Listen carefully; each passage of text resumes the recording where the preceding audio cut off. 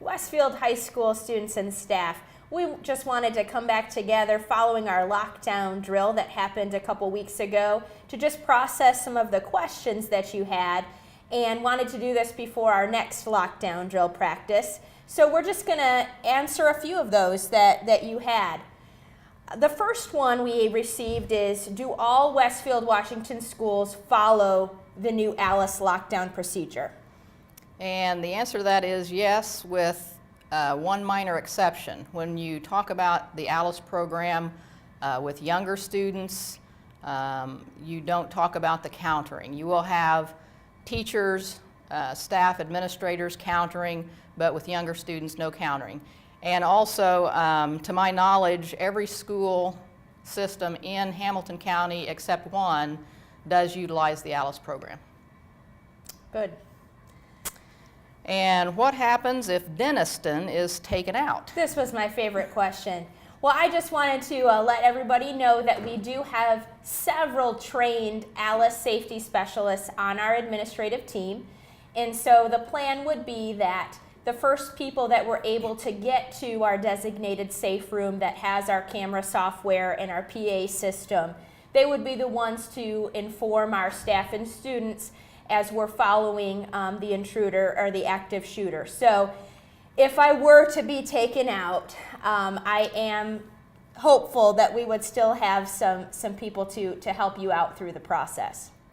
So yes, she is replaceable. Now some students at this point have bribed me to sing Joy to the World, but I don't think we're going to go there. Thank you, Officer Daniels. I appreciate that. The next question we have is, how should we go about barricading and countering? And we did try to give some specific information. We know you had some good classroom discussion about it. Just to kind of highlight a couple major things. With barricading, you're looking at any heavy object possible that you are going to be able to block the door with. Podiums, desks, bookshelves, really anything. Maybe you want to even tape up the light by the door. What you're trying to do is anything that would hurt the chance of that intruder coming through. How about some countering options? And with countering, again, we have doors that have windows in them.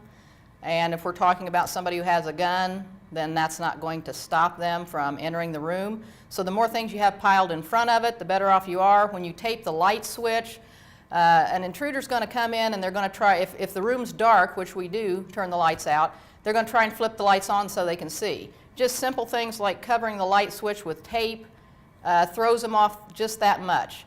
And they may move on to the next room because it frustrates them.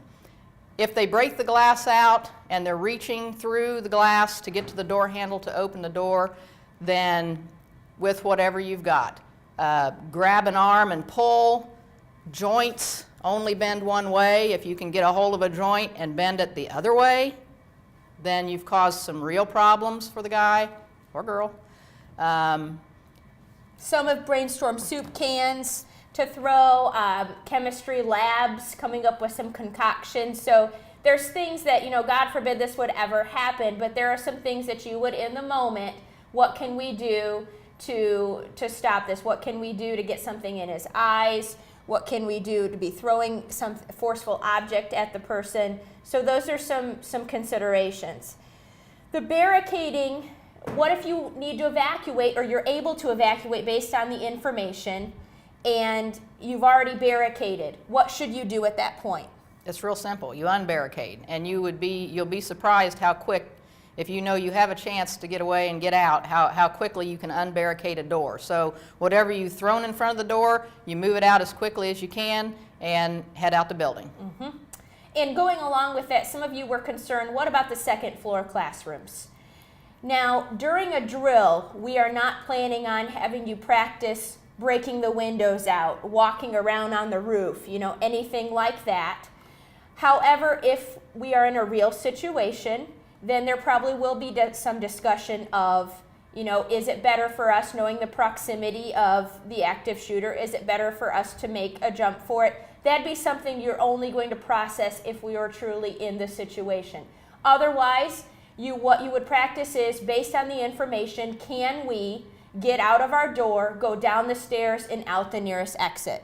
So that is what you'd go for. We do have a goal. We would like to try to get some ladders also in second floor classrooms. Right now it's a financial concern right now, but we are working toward that as we just try to work toward a greater amount of safety.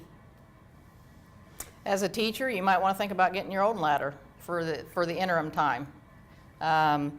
You know, that's kind of a personal thing. And then also, if you're on a second floor, just one other added thing. If you're going to drop from a second floor window, the best way to do it is to hang down as far as you can from the window ledge. So the closer your feet are to the ground, the less chance you have of you know, injuring yourself. So hang down as far as you can and then just let go. That's the way to get out of a second story window. Mm-hmm. A lot of you asked, are we going to practice the evacuation, the site reunification? That is the plan. In fact, we would like to this spring.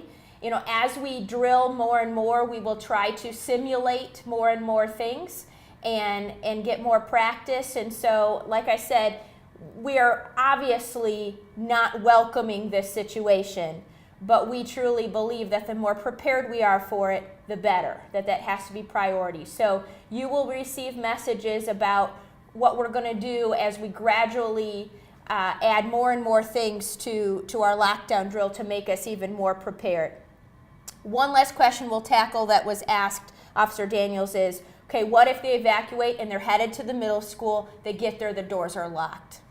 Staff members from the high school have key fobs to open the doors.